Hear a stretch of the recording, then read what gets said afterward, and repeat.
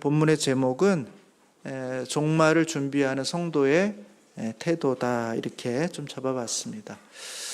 종말하면 성경에는 두 가지 차원의 종말이 있습니다. 하나는 우리 개인적인 차원의 종말이 있고, 또 하나의 종말은 우주적인 차원의, 우리 주님이 재림하실 때 그때 인류의 역사를 마치면서 있게 되는 하나님의 종말, 또 우주적 종말이 있습니다. 오늘 본문은 바로 그 주님이 도래하실 때, 우리가 생각지 못한 순간에, 알지 못하는 시간에 주님께서 우리 인생 속에 찾아오셔서 이제 끝났다라고 말씀하시는 그 순간이 왔을 때 우리가 어떻게 주님을 맞이해야 될 것인가, 그 순간을 어떻게 준비해야 할 것인가 하는 부분을 오늘 우리에게 말씀해 주고 있습니다. 한마디로 이야기하면 깨어 있어라, 두 마디로 이야기하면 더 깨어 있어라, 이렇게 말할 수 있겠습니다. 깨어 있어라, 더 깨어 있으라 하는 것입니다. 오늘 본문 40절에 보시면 이렇게 되어 있습니다. 첫 번째 내용이 아마 결론 같은데요. 그러므로 너희도 준비하고 있으라, 생각하지 않은 때에 인자가 오리라 하시니라. 준비하고 있으라는 것입니다. 왜? 우리 주님이 생각하지 않은 때, 우리가 미처 준비하고 있지 못한 순간에도 주님은 언제든지 오실 수 있으니까 우리가 늘 깨어 있어서 준비하는 자가 되어야 된다라고 말씀해 주고 있는 거죠. 그래서 35절은 그런 깨어있는 자의 모습을 보여주는 것으로 시작합니다. 35절에 보시면 허리에 띠를 띠고 등불을 켜고 서 있으라. 이 종은 허리에 띠를 띠고 있습니다. 그러니까 긴장한 상태죠. 군인이 딱 군장을 맨 것처럼 딱 긴장한 상태에서 등불을 들고 있습니다. 그리고 앉아 있거나 누워 있는 게 아니라 서 있는 거죠. 지금 누군가를 기다리고 있는 종의 모습을 보여주고 있습니다. 이 종은 누구를 기다리는 걸까요? 다음 구절에 보면 혼인잔치에 가신 주인을 기다리고 있는 것입니다. 36절을 보시면 너희는 마치 그 주인이 혼인집에서 돌아와 문을 두드리면, 이렇게 시작하죠. 혼인집에 갔다라는 것, 유대인들은 혼인을 낮에 하지 않는답니다.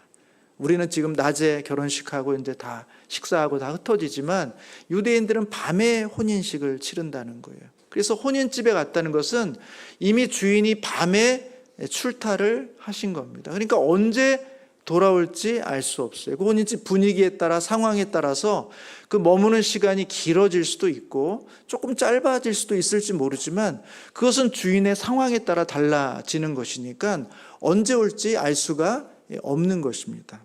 38절에 보시면 이렇게 되어 있습니다. 주인이 혹 이경에나 혹 삼경에 이르러, 이렇게 되어 있습니다. 이경이랑 삼경이라는 게 뭐냐 하면 그 당시 유대인들은 밤을 나누는 시간대가 있습니다. 로마인의 기준으로 따지면 밤을 전체 4경으로 나눕니다. 그래서 1경은 6시, 저녁 6시부터 9시까지, 2경은 9시부터 12시까지, 그다음에 3경은 12시부터 3시까지, 그 다음에 4경은 3시부터 6시까지. 그러니까 해가 질 때부터 다음날 해가 뜰 때까지 전체적으로 12시간의 시간을 3시간씩 4경으로 나눕니다. 그러니까 2경과 3경은 어떤 때입니까? 잠자는 시간이에요. 깊이 잠든 시간입니다. 그때가 바로 2경과 3경인 거예요. 그러니까 혼인집 잔치에 갔다가 왔기 때문에 주인이 언제 올지를 알 수가 없는 것입니다. 가장 피곤한 시간, 가장 졸린 시간, 잠이 쏟아지는 시간, 그 시간대에 주인이 언제 올지 모르는 시간대에 찾아오게 된다는 거죠. 그때 종이 어떻게 하고 있습니까? 허리띠를 딱 둘러매고 등불을 켜서 서 있다가 주인이 와서 이리 오너라 하면 어떻게 해요? 바로 문을 촥 열어준다는 겁니다. 36절 보시면 문을 두드리면 곧 열어주려고 기다리는 사람과 같이 되라는 것입니다. 그게 바로 준비하라는 것입니다. 깨어있으라는 것입니다. 주인이 언제 올지 모르는데 우리가 피곤해서, 보통 사람들은 다 졸고 자거나 느슨해지는 시간, 그래서 집중할 수 없는 시간인데 그때에 주님이 오실 수 있으니까 그때에도 정신을 바짝 차리고 깨어서 주님을 맞을 준비를 하는 그 사람이 바로 깨어있는 사람이고 준비된 사람이라는 것이죠. 너희 성도들을 향해서 너희는 그와 같은 사람이 되라, 이렇게 주님이 말씀하고 있습니다. 여러분, 그러기가 쉬울까요? 어려울까요? 어렵죠. 여러분, 종들은 하루 종일 일합니다. 그리고 저녁이 돼서 이제 일이 없으니까 좀 쉬는 거예요. 그리고 자는 거예요. 그리고 다음날 아침 일찍부터 또 일을 해야 돼요. 그러니까 이 사람은 하루 종일 일을 하고 이제 저녁에 쉬고 자야 될 시간인데 그때 잠을 못 자고 언제 올지 모르는 주인을 기다리니까 그 피곤함이 얼마나 크겠습니까? 그리고 다음날 일할 때 얼마나 큰 영향을 미치겠어요. 그러니까 집중력을 가지고 주인을 기다리기가 쉽지가 않은 거예요. 그러니까 주인도 그걸 아는 겁니다. 내가 밤 늦은 시간에 어쩔 수 없이 일 때문에 이렇게 늦은 시간에 돌아오지만 문을 열어달라고 똑똑똑 두들겨도 종이 째깍 나와서 문을 열어주기가 쉽지 않다는 걸 압니다.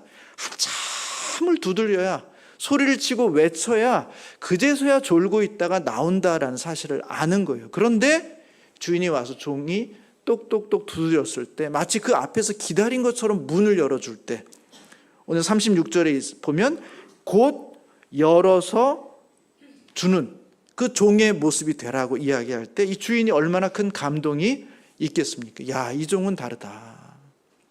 다른 종들은 다 피곤해서 일어나지 못하고 대기하지 못하고 다 숙소로 돌아갔겠지만 내가 언제 올지도 모르는 나를 맞으려고 지금까지 준비하고 있었던 이 종은 다르다고 생각하는 거죠. 그래서 37절에 보면 거기에 복이 있는 것입니다. 37절에 보면 주인이 와서 깨어있는 것을 보면, 아무도 깨어있을 거라고 생각하지 못했는데 깨어있는 종을 보면 그 종들은 복이 있다는 것입니다. 상급이 있다는 것입니다. 어떤 상급일까요? 내가 진실로 너희에게 이르노니 주인이 띠를 띠고 그 종들을 자리에 앉히고 나와 수종 들리라. 저 이 본문 보고 깜짝 놀랐습니다. 종이 주인을 기다리는 거, 그럴 수 있죠. 종이니까. 그런데 언제 올지 모르는 그 주인을 위해서 깨어있는 종을 향해 그것을 보면 너무 깜짝 놀라서 주인이 오히려 띠를 띠고 그를 앉힌 다음에 주인이 종을 수종드는 그런 축복을 줄 것이다, 이렇게 약속해 주고 있는 거예요. 이게 얼마나 큰 축복입니까? 마치 주님이 제자들의 발을 씻겨주는 것, 제자가 되어서 주인의 발을 씻겨주는 것이 당연한데도 불구하고 오히려 주님이 겉옷을 벗고 수건을 두른 다음에 제자들의 발을 씻겨주듯이 그렇게 하나님 앞에 충성스럽게 깨어 준비된 그 종들을 향해서 내가 너희의 종이 된 것처럼 우리 주님이 허리에 띠를 띠고 여기에 와서 앉으라고 이야기하고 나를 기다리느라고 얼마나 고생했냐. 너는 참 귀하고 충성된 종이구나. 나에게 너와 같은 종이 있다는 것이 얼마나 행복한지 모르겠다 하고는 오히려 주인이 종을 섬기는 모습으로 축복의 모습을 그려주고 있다는 것입니다. 저는 우리 모든 성도님들이 주님이 오시는 그날, 우리가 주님을 곧 문을 열어서 기다려 주시는 은혜를 가지고 우리 주님께서 우리에게 놀랍도록 섬겨주시는 그 은혜를 누리시는 우리 모든 성도님들이 되시기를 주님의 이름으로 축복합니다. 전 놀라워요, 정말. 야, 주님이 우리를 그렇게 상 주시는구나라는 것이죠. 여러분, 그렇게 상 주실 때 그때 우리는 하나님의 영광의 은혜를 누리게 되는 것입니다. 여러분, 이렇게 우리로 하여금 깨어 있으라고 주님은 말씀하고 있습니다. 여러분, 이렇게 깨어 있는 것이 가능할까요?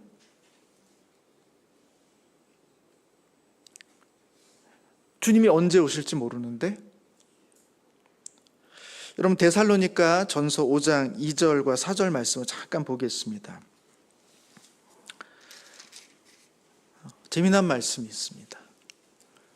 데살로니가 전서 5장 2절 말씀입니다. 한번 같이 읽어보도록 하겠습니다. 시작. 주의 날이 밤에 도둑같이 이를 줄 너희가 자세히 알기 때문이다. 주님이 어떻게 오십니까? 도둑같이 온다. 도둑같이 온다는 건 알 수 있다는 거예요? 없다는 겁니다.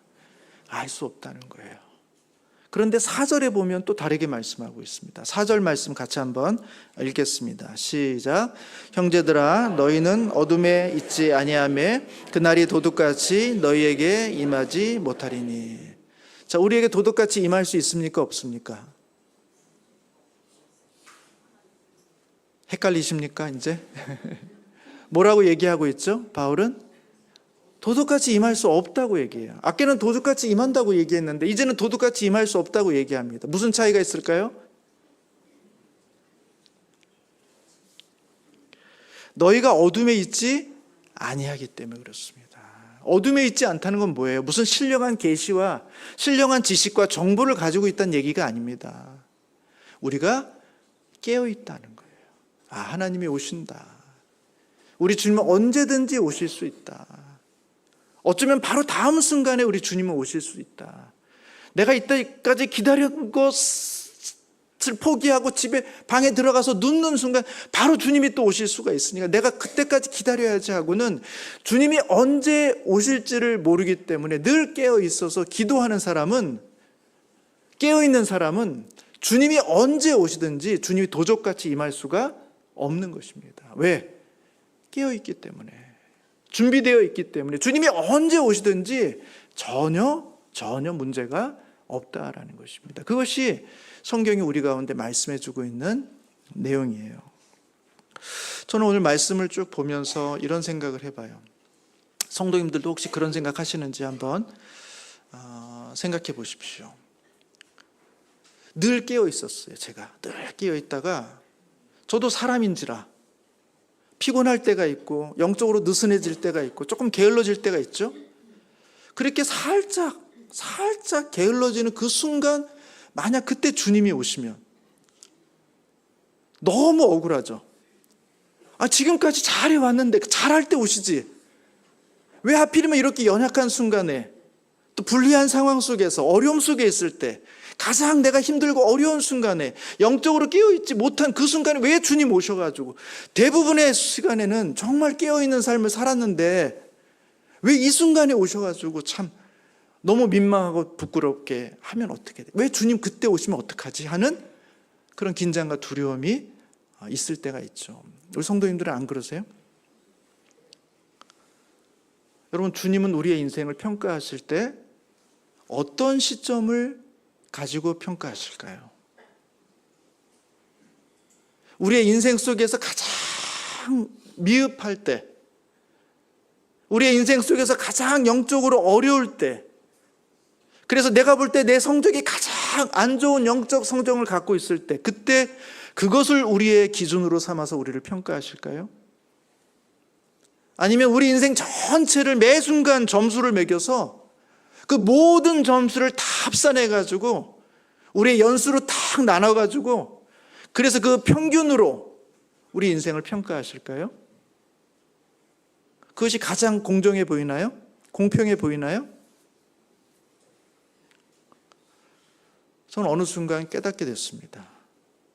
하나님은 우리 각 사람의 인생을 평가하실 때 우리의 가장 낮은 순간, 점수가 낮을 때를 가지고 평가하시는 것도 아니고, 우리 인생 전체의 평균을 잡고 평가하시는 것도 아니고, 우리 인생의 가장 빛나고 아름다운 순간을 우리 주님은 평가하신다는 거예요. 그게 너의 점수다. 그게 너의 점수다.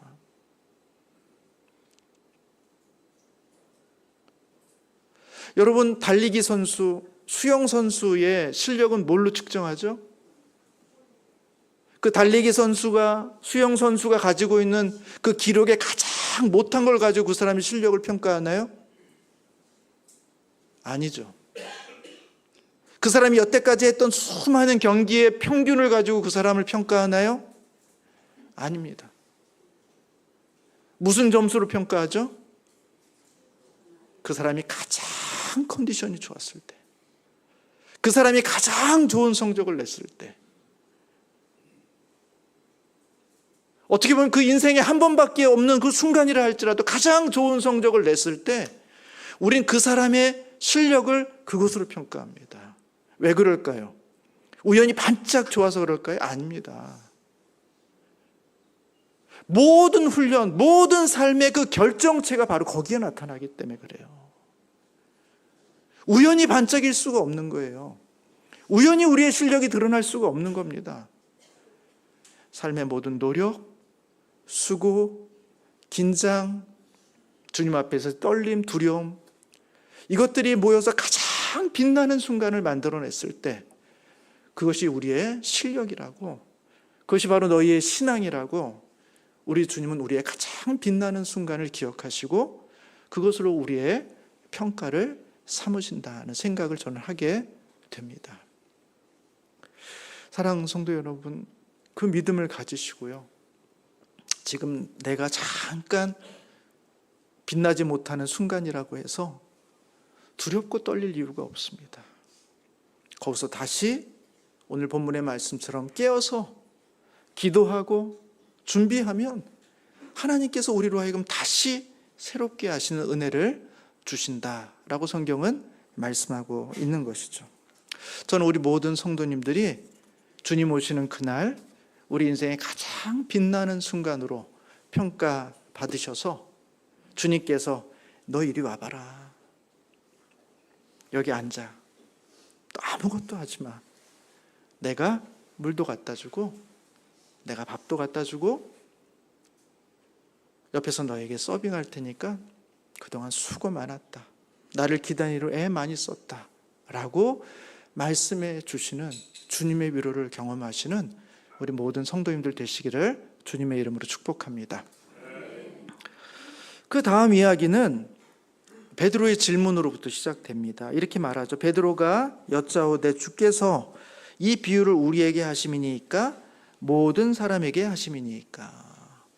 그러니까 제자들 특별히 이렇게 좀 잘 훈련된 우리들에게 주시는 말씀입니까? 아니면 일반 성도들에게 주시는 말씀입니까? 라고 이 베드로가 물어보자 주님께서 이 말씀의 질문에 대한 답을 하시는데 그 내용은 크게 다르지 않습니다. 우리가 주님의 때를 기다리면 상을 얻고 주님이 더디 오시리라 오시지 않으리라 하고 우리의 삶을 방만하게 행동하면 거기에 대한 하나님의 징계와 벌이 있다라고 말씀해 주고 있어요. 그것은 똑같아요. 근데 주님께서 이 제자들과 일반 성도들을 가르는 다른 평가는 뭐냐면 47절부터 나옵니다. 이렇게 기록하죠. 주인의 뜻을 알고도 준비하지 아니하고 그 뜻대로 행하지 아니하는 종은 많이 맞을 것이라는 거예요. 주님의 뜻을 알아요. 그런데도 준비하지 않아요. 주님의 뜻을 알아요. 그런데 그 뜻대로 행동하지 않은 사람은 많이 맞는다는 것입니다. 그럼 주님의 뜻을 잘 모르는 사람은 안 맞나요? 그건 또 아니에요. 48절에 보시면 알지 못하고 맞는 일을 행한 종은 적게 맞느니라. 그러니까 여러분은 적게 맞을 일은 없어요. 이미 알게 됐으니까요. 이걸 안 들으셨어야 되는데 오늘 예배 때 안 오셨어야 되는데 그래야 변명할 게 좀 남아있는데 늦으셨어요. 이미 들으셨으니까. 주무셨던 분들은 복이 있을지어다. 하나님의 뜻이 뭔지를 알고도 그 뜻대로 행하지 않는 자, 준비하지 않는 자에게는 하나님께서 많이 맞게 할 것이고 알지 못한 사람에게는 알지 못했기 때문에 무죄하다가 아니라 너는 좀 덜 알았으니까 내가 너를 적게 책망할 것이다 하는 차이가 있을 뿐이라는 거예요. 제자냐 제자가 아니냐 그게 중요한 게 아니에요. 많이 알고 있느냐, 충분히 알고 있느냐, 정말 진실로 하나님의 뜻이 무엇인지를 알고 있는 사람은 그 뜻대로 행하지 아니할 때 더 많이 맞는 것이고 충분히 알지 못해서 그렇게 행하지 못한 사람은 좀 덜게 맞을 뿐입니다. 제가 오늘 말씀을 시작하면서 이 말씀의 결론은 깨어있으라, 더 깨어있으라는 거예요. 주님의 말씀을 맡은 사람, 주님의 뜻을 알고 있는 사람, 교회의 중요한 직분을 맡고 있는 사람들은 더 깨어있으라는 것입니다. 더. 왜? 맡겨진 것이 많을수록 그 책임이 더 크기 때문이죠. 많이 맡겨진 자에게는 많은 것을 요구하십니다. 적게 맡긴 자에게는 적은 것을 요구하셔요. 그게 하나님의 공평이에요.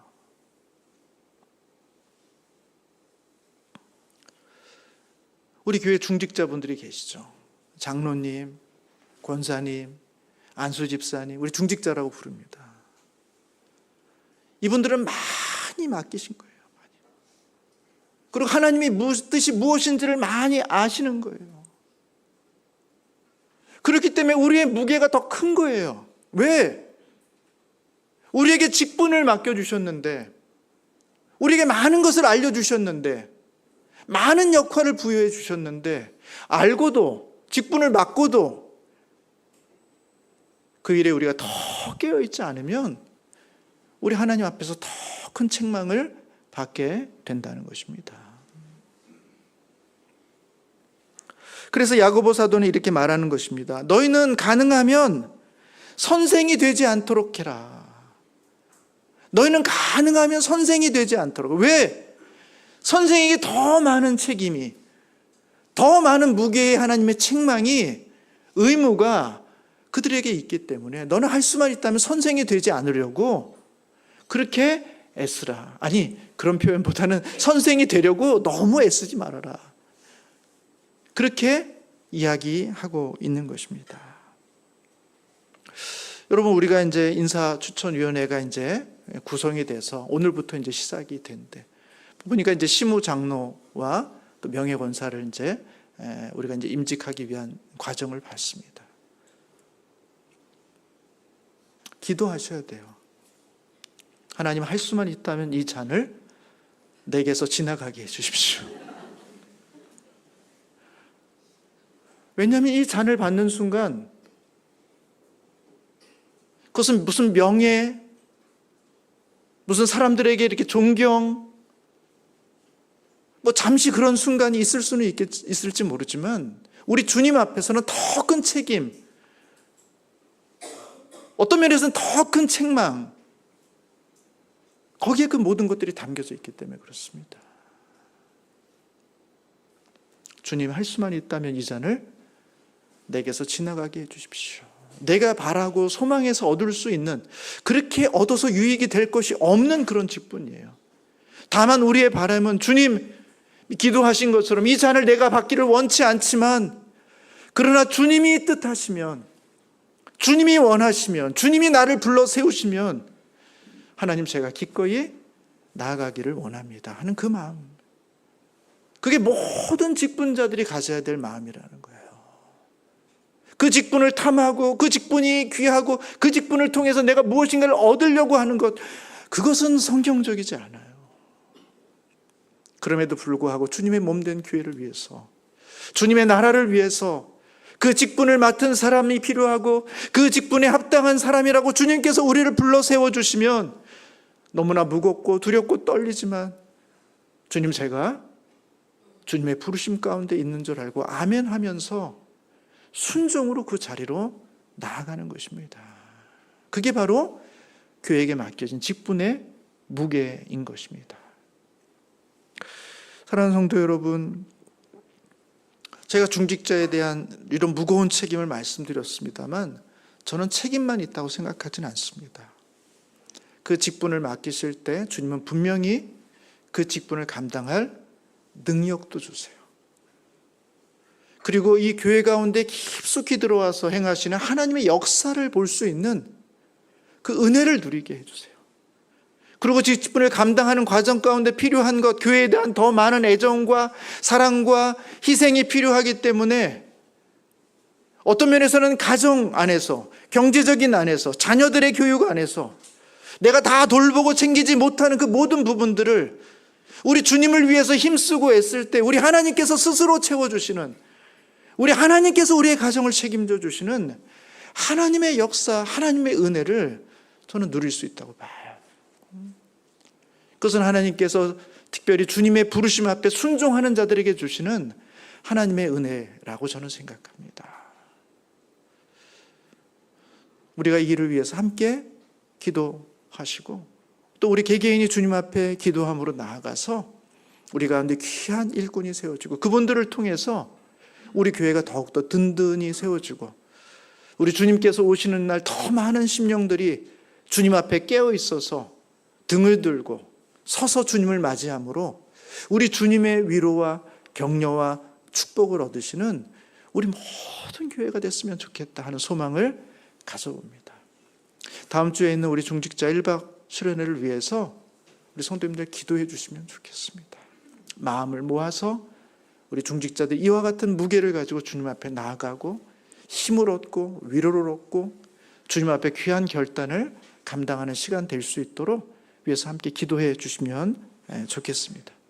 오늘 본문의 말씀을 좀 더 보면 이렇게 되어 있습니다. 이와 같은 하나님 앞에서 깨어있는 삶, 더 깨어있는 삶을 살 때 구체적으로 그 내용이 무엇인가?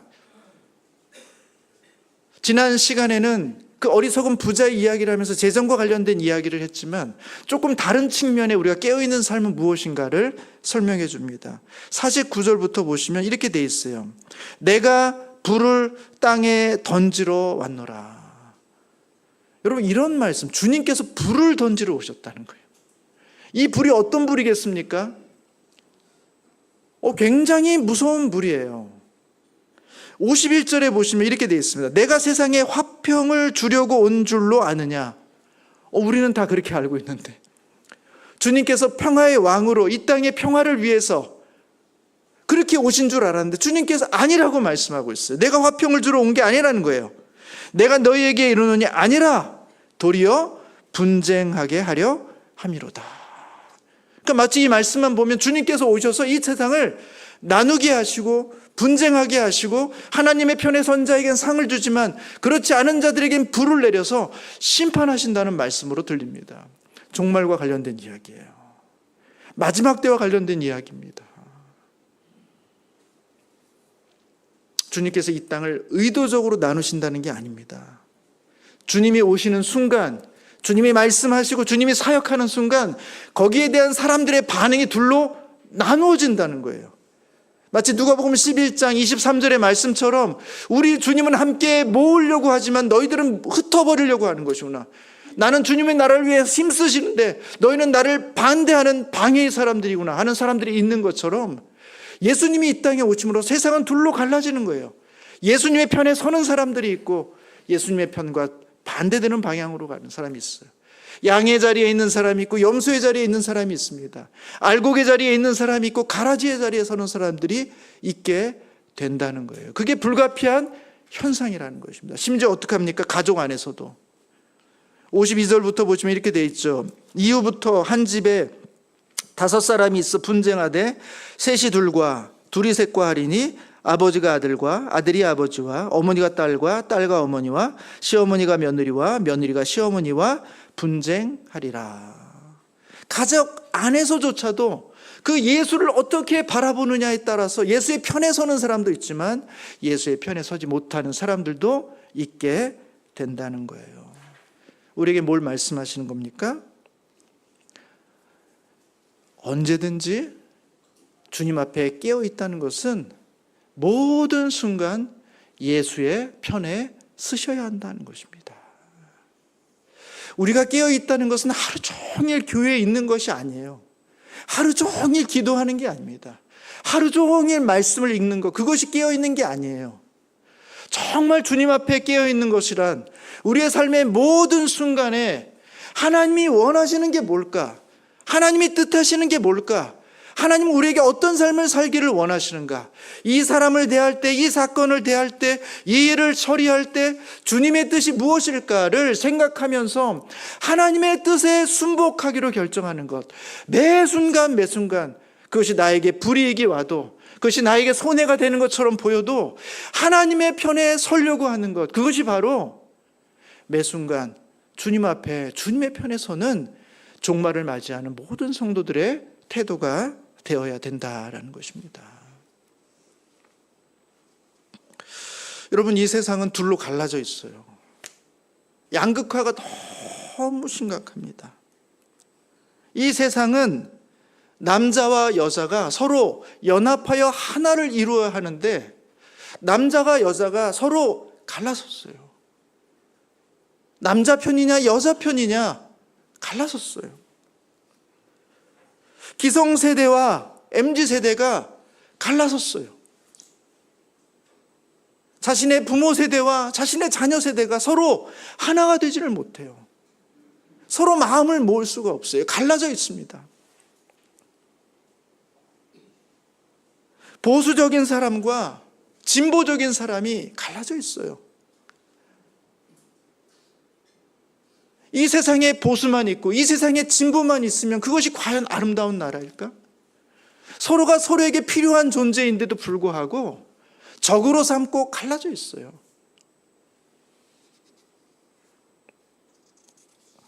그런데 그것이 교회 안에서조차 예수의 이름으로 갈라져 있다면 그것은 정말 참되게 주님께서 나누시는 그 세상이냐 아니라는 것입니다. 주님은 이런 방식으로 세상을 나누지 않습니다. 이런 방식으로 자신의 이름을 들어서 성경의 내용을 들어서 세상이 나누기를 주님은 원하시지 않아요. 주님은 누구의 편입니까? 주님의 편에 서는 사람들의 편이에요. 남자의 편도 아니고 여자의 편도 아닙니다. 기성세대의 편도 아니고 젊은 사람들의 편도 아니에요. 보수의 편도 아니고 진보의 편도 아닙니다. 주님의 편에 서는 사람들, 주님의 말씀에 순종하는 사람들, 주님의 말씀 앞에 자신의 삶을 드리기를 원하는 사람들, 그들의 편에 우리 주님은 서 있는 거예요. 우리는 다 성경을 가지고 예수를 가지고 주님이 내 편이라고 말합니다. 그렇지 않습니다. 성경은 말합니다. 그들의 열매로 그들을 안다는 거예요. 우리의 열매가 과연 하나님의 뜻하신 열매인가 하는 거예요. 우리의 결정, 우리의 판단, 그것이 과연 하나님의 열매로서 생명을 만들어내는가. 우리가 생명을 만들어내는 일을 하고 있다면 그것은 하나님의 뜻이에요.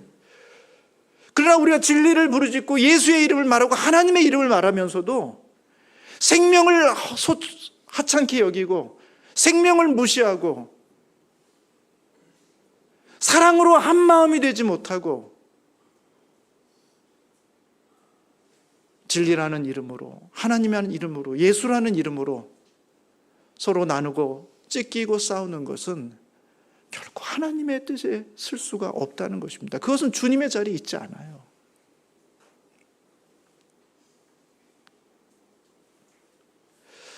마지막 날 우리 주님은 뭘 보십니까? 세상에 나눠진 그 찢김을 보지 않습니다. 누가 주님의 편에 섰는가? 누가 주님의 가치를 소중히 여기는가? 누가 생명을 소중히 여기고 누가 사랑을 소중히 여기고 누가 이 하나됨을 소중히 여기는가? 그것이 마지막 날 주님께서 우리 가운데 오셔서 우리의 삶을 평가하실 때 중요한 기준이 된다는 것입니다. 또 하나의 기준은 54절부터 59절입니다. 내용을 보면 이런 얘기입니다. 너희가 하늘을 보면, 바람이 부는 것을 보면, 야, 이제 내일은 뭐가 오겠구나, 이제 곧 뭐 어떤 일이 벌어지겠구나, 날씨를 예측하고 거기에 준비를 한다는 거예요.